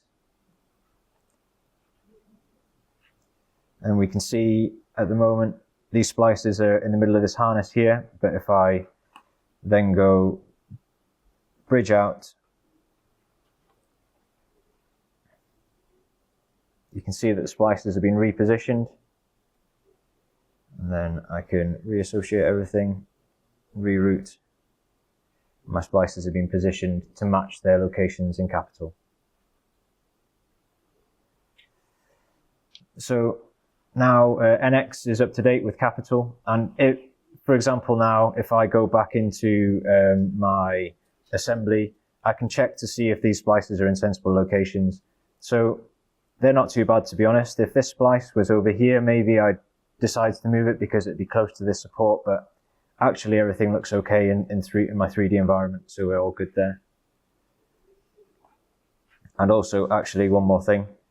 So we can also see, if I just open up here, you can see the constraints here. So I've got 25 degrees and 180 degrees. That's the angle of the back shell on the connector. The 25 degrees and the 180 degrees have also been brought into my harness automatically. No manual, writing it down, sending it via email, sending a post-it note. It's all done automatically. So then I can continue and polish off my design. So if you remember when I showed you the library earlier on, I showed you that you can associate terminals to a connector.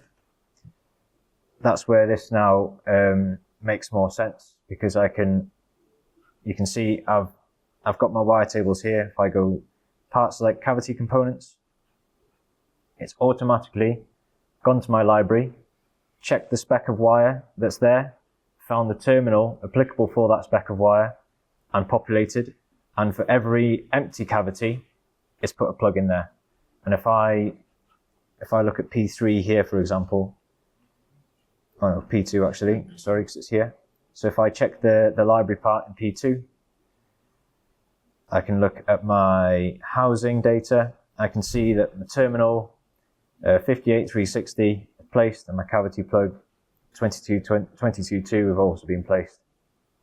So that's some of the real benefits that you get from having a richly populated library. So, and also I've got some splices here.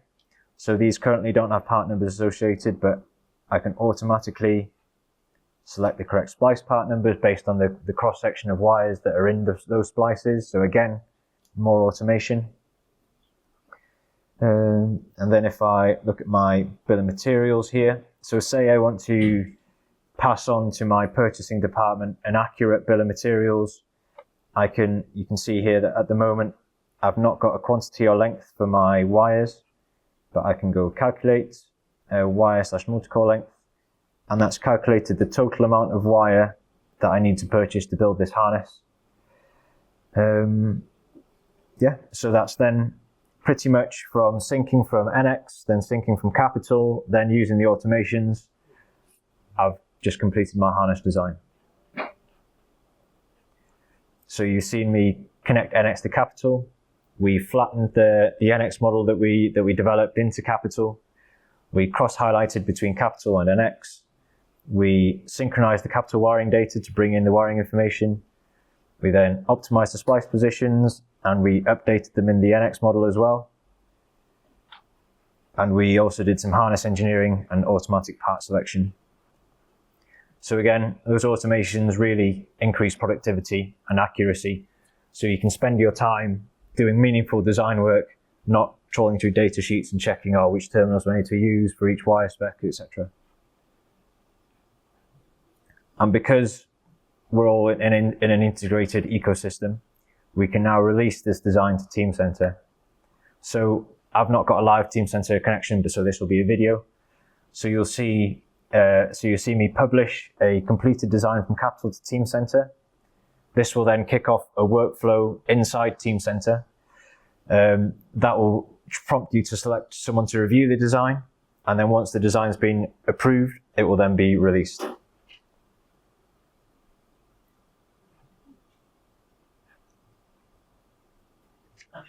So I've got my design here that I've completed, and I'm publishing that into Teamcenter.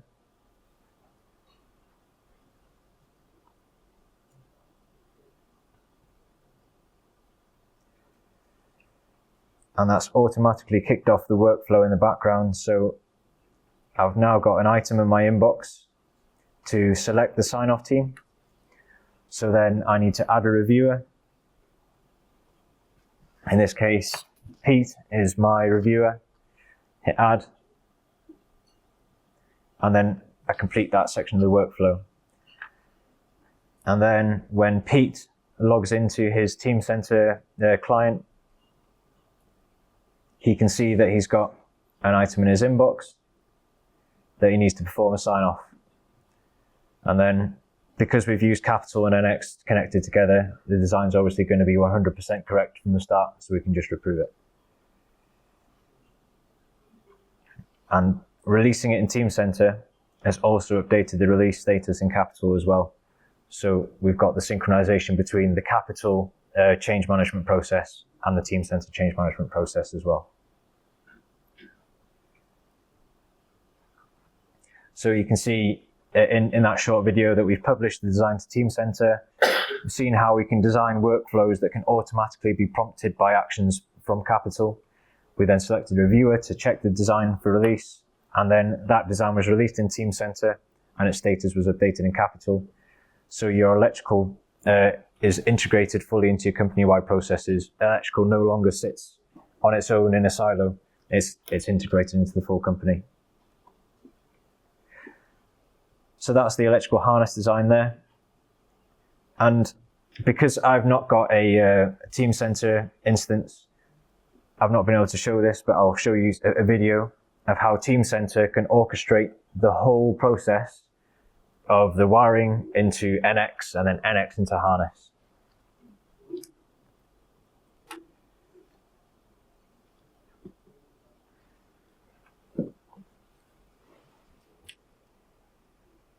So I'm in Capital Logic here, and I've opened my inbox in my active workspace, and I've got a workflow task to complete.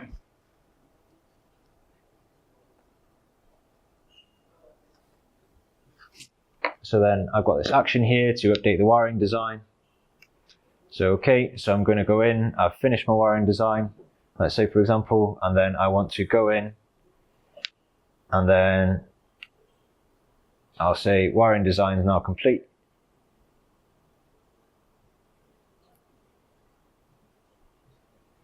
See my workflow stages here. So I've got my wiring design here, and then these are the stages that we're going to progress to. So I've completed my wiring design. And saved. And now my mechanical designer has got active workspace also open in NX, and they can see that they've got a notification in their inbox.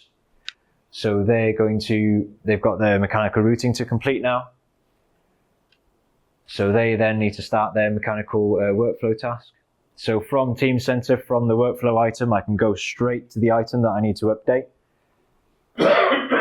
So I can open up my UAV in context. And then I can open up the harness and fast forwarded. So we've routed the harness between the devices on the aircraft. And then once the routing is complete, we then save that to Teamcenter. And then my initial mechanical routing has now been completed. So I can set that workflow task to complete.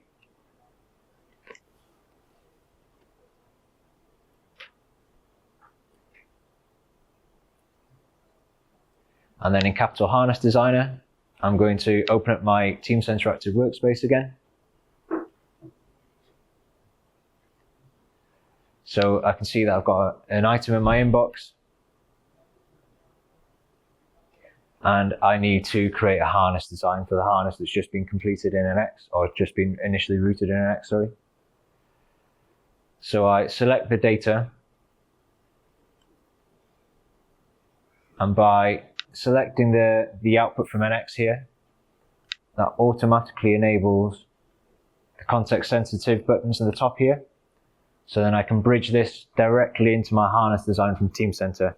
So the difference here, so rather than have Capital and Teamcenter and Capital and NX connected directly, we've done it via Teamcenter. So it's configuration controlled. So it's all it's traceable. The mechanical engineer has updated the item in Teamcenter with the PLM XML here. That's dated. So it's all been much more controlled. And then I'm just doing exactly the same process now. So I'm happy with how my harness is placed on my diagram.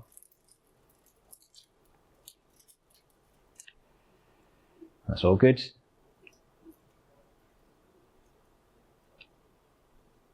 And then I can see that my harness has been placed, and then I can continue my design task.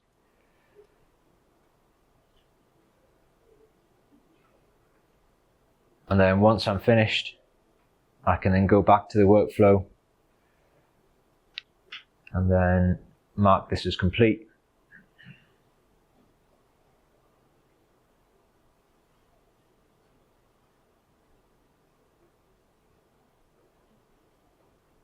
So you can see that not only you can do this in a number of different ways. So my live demo had the mechanical connected directly to harness and Capital. However, if you're a more mature company, or you've got a bigger process, you've already got Teamcenter in place, then you can use Teamcenter to orchestrate that process. So it's flexible in the implementation as well. It's not necessarily one size fits all. And then if we want to then tie this back to our requirements as well. So the requirements that were created that my colleague Nuri presented earlier on. So these can be linked throughout the Capital abstractions. So we've linked a Teamcenter requirement to this item in Capital Systems Architect. So this is the system tools that we saw earlier on. And that can then be linked through all of the design abstractions. So we're going from the systems design. We're now opening up the logical design. So that requirement links to these CAN wires here, which then links to these physical wires, which are then present in this bundle on that harness. So everything is all connected and the loop is fully closed.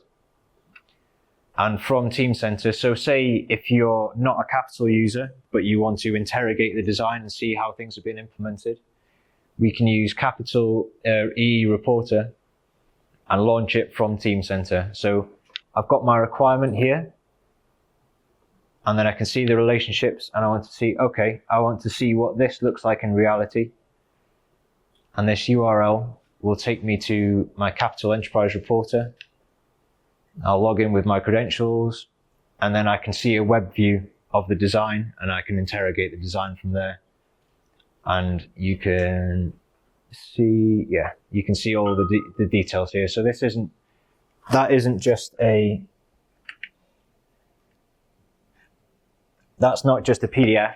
This is a rich model of the data that which you can interrogate, see the attributes of all the components, etc. And then as the final thing, so I'm not going to talk in detail about the electrical manufacturing, but then once this harness is in service, it's actually in an aircraft that's flying, it's being maintained.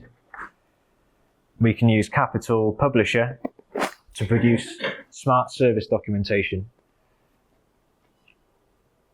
So we've got the 3D model here, which is also linked to the schematic.